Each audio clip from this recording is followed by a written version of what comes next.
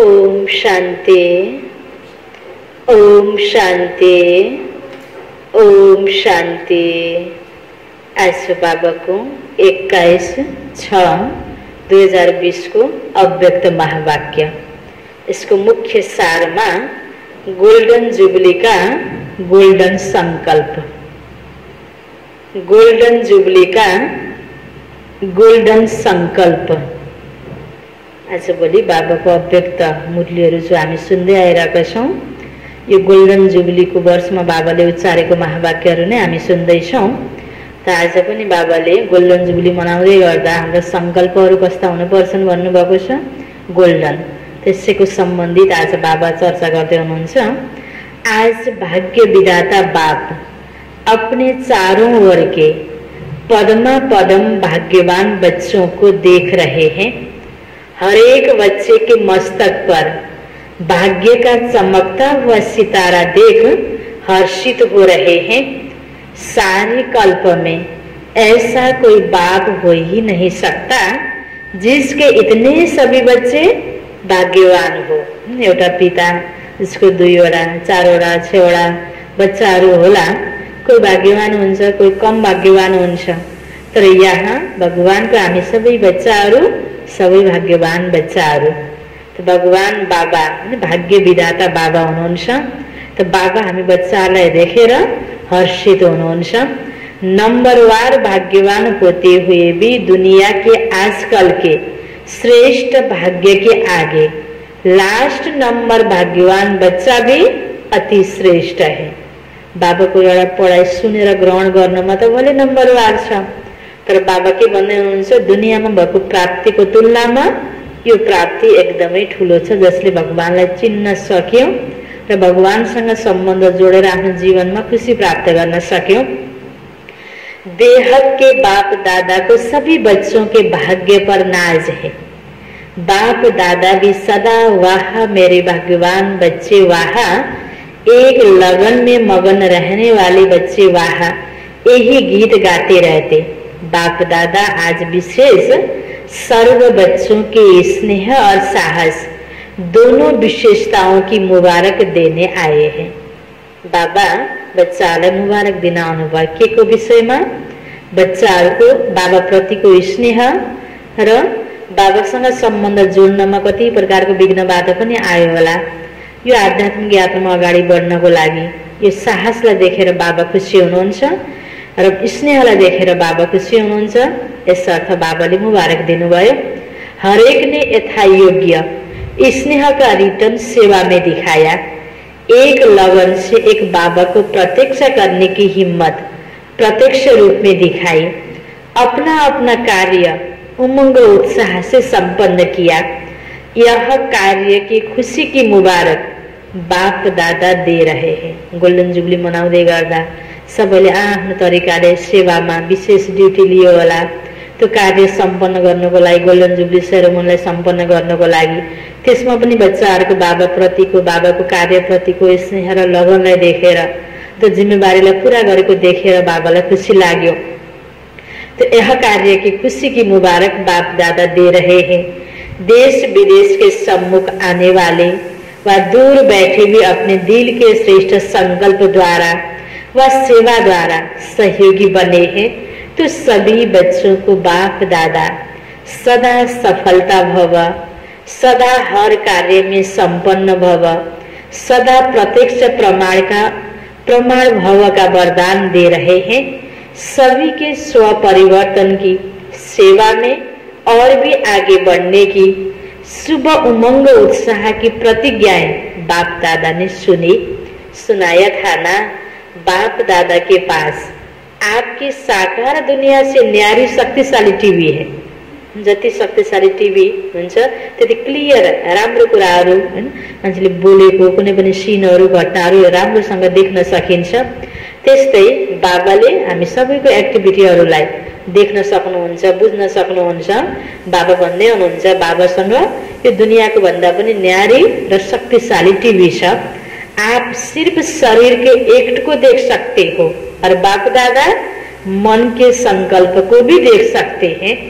जो भी हर एक ने पाठ बजाया वह सब संकल्प सहित मन की गतिविधि और तन की गतिविधि दोनों ही देखी और सुनी। क्या देखा होगा?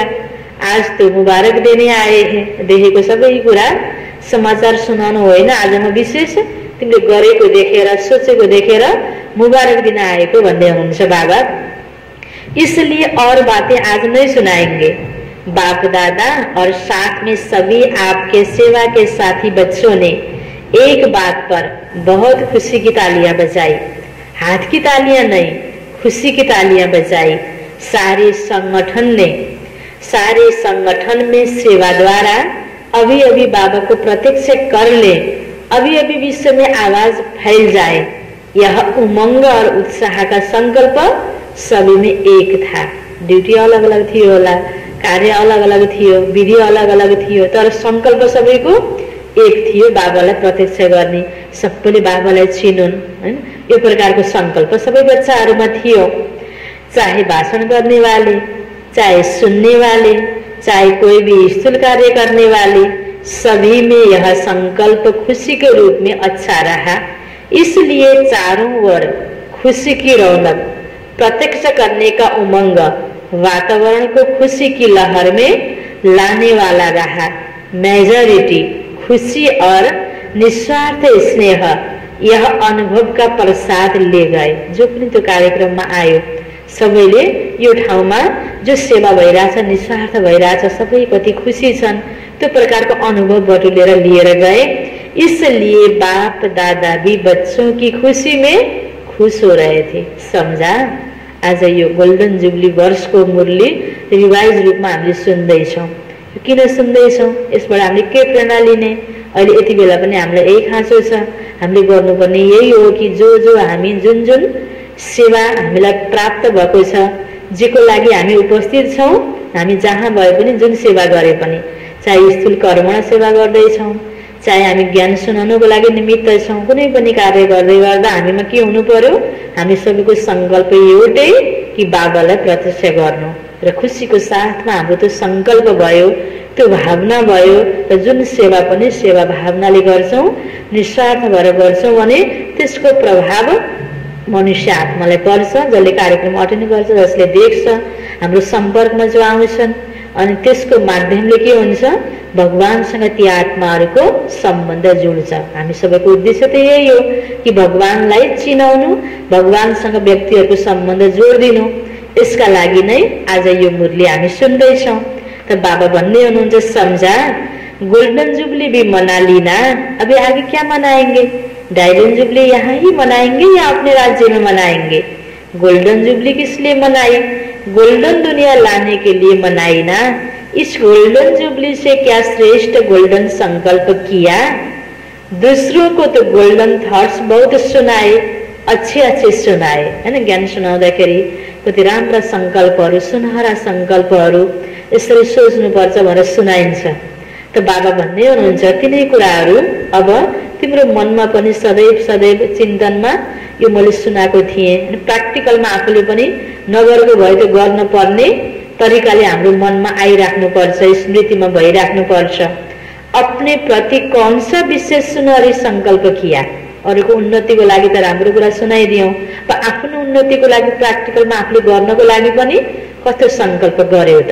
बाबा सोध्दै हुनुहुन्छ, जो पूरा वर्ष हर संकल्प हर घड़ी गोल्डन हो। लोग तो सिर्फ गोल्डन मॉर्निंग या गोल्डन नाइट कह देते या गोल्डन इवनिंग कहते हैं, लेकिन आप सर्वश्रेष्ठ आत्माओं की हर सेकेंड गोल्डन हो, गोल्डन सेकेंड हो। सिर्फ गोल्डन मॉर्निंग या गोल्डन नाइट नहीं, सदा सेकेंड 24 घण्टा जो समय प्राप्ति हामीसँग छ, यो दोहोरिँदै जान्छ जीवनभरि। जति बेला पनि हाम्रो स्थिति गोल्डन होस्। बाबा भन्दै हुनुहुन्छ, हरेक समय आपके दोनों नयनों में गोल्डन दुनिया और गोल्डन लाइट का स्वीट होम हो। वह गोल्डन लाइट है, वह गोल्डन दुनिया है, ऐसे ही अनुभव हो। याद है ना, शुरू में एक चित्र बनाते थे, एक आंख में मुक्ति, दूसरी आंख में जीवन मुक्ति, यह अनुभव कराना, यही गोल्डन जुबली का गोल्डन संकल्प है। ऐसा संकल्प सभी ने किया या सिर्फ दृश्य देखकर खुश होते रहे? हामी सबै आत्माले शरीर छोडेपछि जाने ठाउँ भनेको मुक्तिधाम परमधाम, सबै आत्मालाई जानु छ।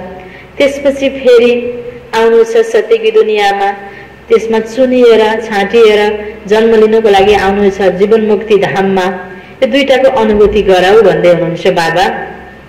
गोल्डन जुबली इस श्रेष्ठ कार्य की है। कार्य के निमित्त आप सभी भी कार्य के साथी हो, सिर्फ साक्षी हो, देखने वाले नहीं, साथी हो। विश्वविद्यालय का गोल्डन जुबली है, चाहे एक दिन का भी विद्यार्थी हो उसकी भी गोल्डन जुबली हो। ज्ञानमा पाइला राख्नु, यो ज्ञान लिनमा त कोही अलि पहिलादेखि ज्ञानमा आयो, कोही अलि पछि, फरक भयो नि समय त। बाबाले उदाहरण दिनुभयो, एक दिनको विद्यार्थी भए पनि आफ्नो संस्थाको गोल्डन जुबली भइसकेपछि त सबैको गोल्डन जुबली भयो। और ही बनी बनाई जुबली पर पहुंचे हो। बनाने की मेहनत इन्होंने की और मनाने के समय आप सब पहुंच गए। तो सभी को गोल्डन जुबली की बाप दादा बधाई देते हैं। सभी ऐसे समझते हो ना, देखने वाले तो सिर्फ नहीं हो ना, बनने वाले हैं या देखने वाले। देखा तो दुनिया में बहुत कुछ है, लेकिन यहाँ देखना अर्थात बाबा के भन्दै हुनुहुन्छ दुनियाँमा धेरै कुराहरू सुन्छौँ भने देखेका पनि छौँ, गर्नुपर्छ भन्ने पनि हुन्छ, गर्ने बेलामा सकिन्न नि। तो यहाँ बाबा के भन्दै हुनुहुन्छ देख्ने भनेको, हेर्ने भनेको, सुन्ने भनेको गर्नका लागि हो, गर्नुपर्छ। देखना अर्थात बन्ना, बाबा भन्दै हुनुहुन्छ सुनना अर्थात बनना, देखना अर्थात बनना। तो क्या संकल्प किया? हर सेकेंड गोल्डन हो, हर संकल्प गोल्डन हो। सदा हर आत्मा के प्रति स्नेह के, खुशी के सुनहरी पुष्प की वर्षा करते रहो, चाहे दुश्मन भी हो। राम्रो भावना राख्ने, राख्न त राख्ने, कोकोलाई राख्ने त बाबाले के भन्नुभयो? दुश्मन भए पनि राख्ने, नराम्रो भए पनि राख्ने। राम्रोलाई मात्र राम्रो भावना राख्ने दुनियाँमा जसले पनि त गर्छ नि। हामी ज्ञान, सत्य ज्ञान भएको, ज्ञान बल, योग बल भएको आत्मा सबैको प्रति समान भावना राख्न सक्ने खुबी हामीमा हुनुपर्छ। तो बाबा भन्दै हुनुहुन्छ चाहे दुश्मन भी हो, लेकिन स्नेह की वर्षा दुश्मन को भी दोस्त बना देगी। चाहे कोई आपको मान दे वा माने वा न माने, लेकिन आप सदा सम्मान में रह। औरों को स्नेही दृष्टि से, स्नेही वृत्ति से आत्मिक मान देते चलो। वह माने न माने आपको, लेकिन आप उसको मीठा भाई, मीठी बहन मानते चलो। वह नहीं माने, आप तो मान सकते हो ना। वह पत्थर फेंके और आप रतन दो, आप भी पत्थर न फेंको, क्योंकि आप कौन हो? आप रत्नागर बाबा के बच्चे हो, रत्नों की खान के मालिक हो, मल्टी मल्टी मल्टी मिलियनियर हो, भिखारी नहीं हो। जो सोचो कि वह दे तब दो। आज करोडपति लाखपति हुन्छन्, जसको भावना राम्रो छ उसले आफत विपद परेको बेलामा सबैलाई सहयोग गर्छ। त्यस्तै बाबा भन्नुहुन्छ तिमीसँग यति धेरै ज्ञानको रतन छ, रतनले तिमी करोडपति लाखपति हैन छौ, तिमीसँग यति धेरै अथाह अविनाशी ज्ञान धन छ भने अरूले गलत कार्य गरेको न तुरुन्त फेरि अज्ञानता बस हैन गलत व्यवहार आउनु यो त मिलेन नि। तिमीसँग छ त तिमीले ज्ञानकै प्रयोग गर, ज्ञान रतन नै देऊ सबैलाई। बाबा भन्दै हुनुहुन्छ भिखारी तो नहीं हो, जो सोचो वह दे तब दो। यह भिखारी के संस्कार है, दाता के बच्चे कभी लेने का हाथ नहीं फैलाते। सदा दिन पाए हुन्थ्यो, जति दिए त्यति बढ्छ। यो त रियलमा हरेकले अनुभव गरेको कुरा, जसले शुभ कार्यमा पुण्य कार्यमा के लगानी गरेको हुन्छ हरेकको अनुभव हुन्छ। यही कुरा त बाबाले यहाँ हामीलाई सिकाउँदै हुनुहुन्छ। बुद्धि से भी यह संकल्प करना कि यह करे तो मैं करूं, यह स्नेह दे तो मैं दूं, यह मान दे तो मैं दूं, यह हाथ नहीं फैलाना। यह भी रोयल भिखारीपन है। स्थूल चिजलाई माग्नुलाई भिखारी भने जस्तै रोयल तरिकाले कोही कुराहरू मनमा उसले गरेको मैले गर्ने, उसले सहयोग गरेको मैले गर्ने भनेर आउनु पनि, उसले मान दियो भने मात्र मैले उसलाई मान सम्मान दिन्छु भनेर आउनु पनि के हो त? यो रोयल भिखारीपना हो भन्दै हुनुहुन्छ बाबा। इसमें निष्काम योगी बनो, तब ही गोल्डन दुनिया की खुशी की लहर विश्व तक पहुँचेगी। भनेपछि कति गहिरो तरिकाले सूक्ष्म रूपबाट आफूलाई चेकिङ गरेर कस्तो बनाउनु पर्ने रहेछ। बाबा भन्नुहुन्छ सबैको प्रति यो गोल्डन दुनियाँको खुसीको लहर पुग्नको लागि हामीमा त्यति निश्चल, त्यति निस्वार्थ, त्यस्तो प्रकारले शुभावनाले ओतप्रोत भएको अवस्था हामी हरेक बच्चाको हुनुपर्ने रहेछ। जैसे विज्ञान की शक्ति ने सारे विश्व को समाप्त करने की सामग्री बहुत शक्तिशाली बनाई है। जति पनि आज विज्ञानले बहुत उन्नति गर्यो भनिन्छ। आजको यो वैज्ञानिक युग, आधुनिक युग, घर बसी बसी संसार निहाल्न सकिन्छ। एकातिर खुसीको कुरा, कति खुसी खुसी मनुष्यले अनुभव व्यक्त गर्छन्, सजिलो भएको महसुस गरेका छन्। अर्कोतिर प्र्याक्टिकलमा के भइरहेको छ, कति साधन यस्ता बनेका छन् जसले विनाश निम्त्याइरहेको छ। संसारको विनाश हुनुको लागि प्रयोग हुने साधन पनि त बनेका छन्। तो बाबा भन्नुहुन्छ जैसे विज्ञान की शक्ति ने सारे विश्व को समाप्त करने की सामग्री बहुत शक्तिशाली बनाई है, जो थोड़े समय में कार्य समाप्त हो जाए। नयाँ घर बन्दैछ, पुरानो भत्काउनु पर्यो, एकैछिनमा तोड्नु पर्यो हैन।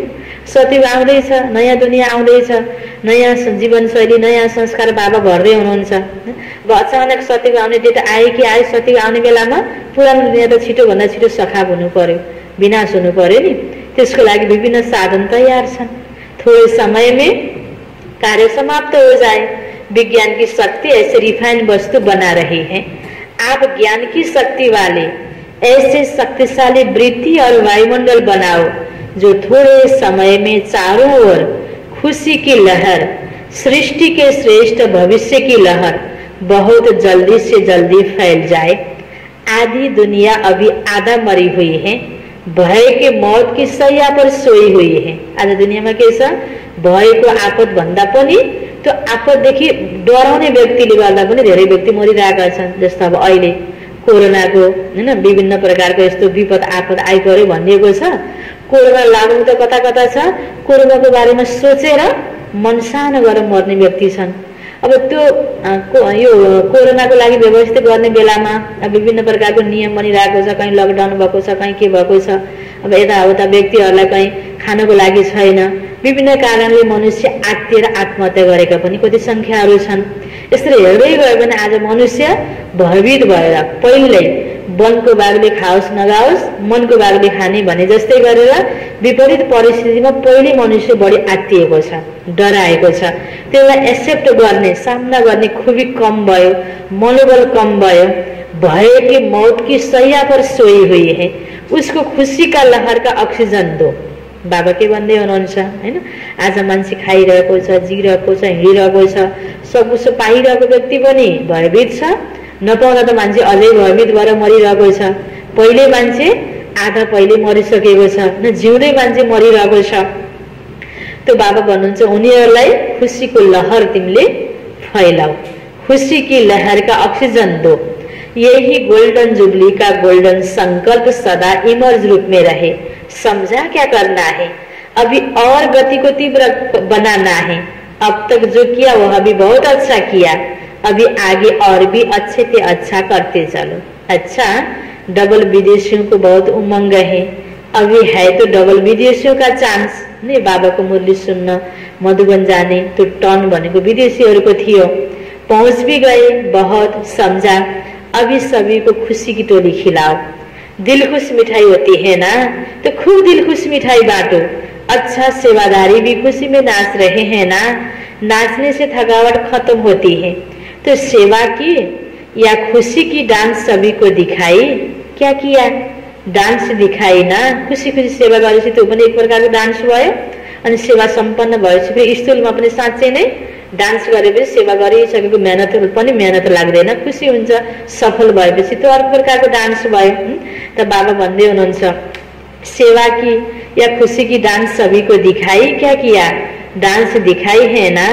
अच्छा, सर्वश्रेष्ठ भाग्यवान विशेष आत्माओं को हर सेकेंड हर संकल्प सुनहरी बनाने वाले सभी आज्ञाकारी बच्चों को सदा दाता के बच्चे बन सर्व की झोली भरने वाले संपन्न बच्चों को सदा विदाता और वरदाता बन सर्व को मुक्ति व जीवन मुक्ति की प्राप्ति कराने वाले सदा भरपूर बच्चों को बाप दादा का सुनहरी स्नेह के सुनहरी खुशी के पुष्पों सहित याद प्यार बधाई और नमस्ते। बच्चों की बाप दादा को भी याद प्यार, गुड मॉर्निंग और नमस्ते नमस्ते। यो अलग अर्कै ग्रुपसँग बाबाको कुराकानी। सदा बाप और वर्षा दोनों याद रहता है। बाबा की याद सोते ही वर्षा की भी याद दिलाती है, और वर्षा याद है तो बाबा की स्वतः याद है। बाप और वर्षा दोनों साथ साथ हैं। बाप को याद करते हैं वर्षे के लिए। अगर वर्षे की प्राप्ति न हो तो बाबा को भी याद क्यों करें? लिनु छ बाबासँग तब तो बाबालाई याद गर्छौं। तो बाप और वर्षा यही सदा याद ही भरपूर बनाती है, खजानों से भरपूर और दुख दर्द से दूर, दोनों ही फायदा है। दुख से दूर हो जाते और खजानों से भरपूर हो जाते। के गरेपछि? बाबालाई याद गरेपछि। ऐसी प्राप्ति सदा काल की बाप के बिना और कोई करा नहीं सकता। यही स्मृति सदा संतुष्ट संपन्न बनाएगी। जैसे बाप सागर है, सदा भरपूर है। कितना भी सागर को सुखाएं फिर भी सागर समाप्त होने वाला नहीं है। सागर संपन्न है। तो आप सभी सदा संपन्न आत्माएं होना। खाली होंगे तो कहाँ लेने के लिए हाथ फैलाना पड़ेगा? बाबासँग ली राख्ने हो और आत्मालाई दी राख्ने हो, और आत्मासँग हाथ फैलाने होइन।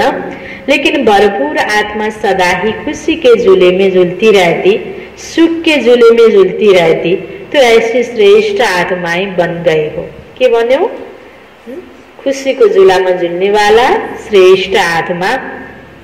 सदा संपन्न रहना है। चेक करो, मिली हुई शक्तियों के खजाने को कहाँ तक कार्य में लगाया? खजानाले भरपूर त भयौं हैन। दराजभरि कपडा छ र लगाउने बेलामा मैलो कपडा, पुरानो कपडा लगाएर हिँड्यौ भने दराजभरि कपडा भएको फाइदा भएन। किचनभरि चिज छ, पकाएर खाएनौ भने त्यो चिज भएको फाइदा भएन। त्यस्तै बाबा भन्दै हुनुहुन्छ, तिमीले चेकिङ गर।